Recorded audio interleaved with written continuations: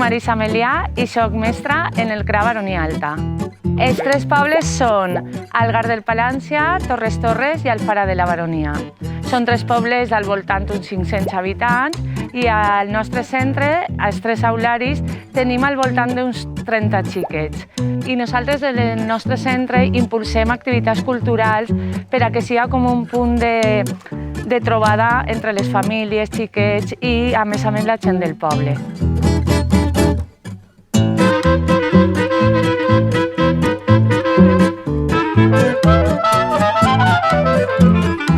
Soy Sara Espinar y formo parte de la compañía El Abocador.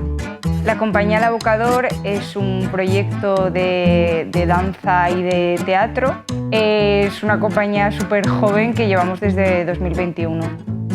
Hola, soy Guillermo Llorens, alias Miudo, y pertenezco a la compañía El Abocador. El taller viene de un proceso de investigación que se llama Em deixes passar, donde investigamos en torno a si el teatro, tanto arquitectónicamente como a nivel de formato, es accesible para la primera infancia. Entonces, los talleres que planteamos en APLEC tienen que ver con el nivel formato de las propuestas.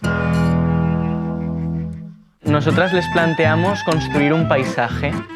Previamente hemos trabajado con una escenógrafa a través de la cual hemos organizado los materiales y les planteamos construir un paisaje con esos materiales. Una propuesta abierta donde tienen completa libertad de movimiento, de coger lo que quieran. Ellos son como los agentes activos de la propuesta, entonces toda nuestra atención está en que ellas dirijan la propuesta.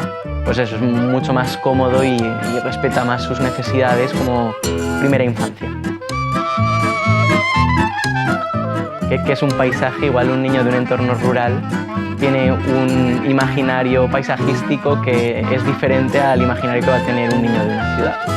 No sé, eso también es interesante.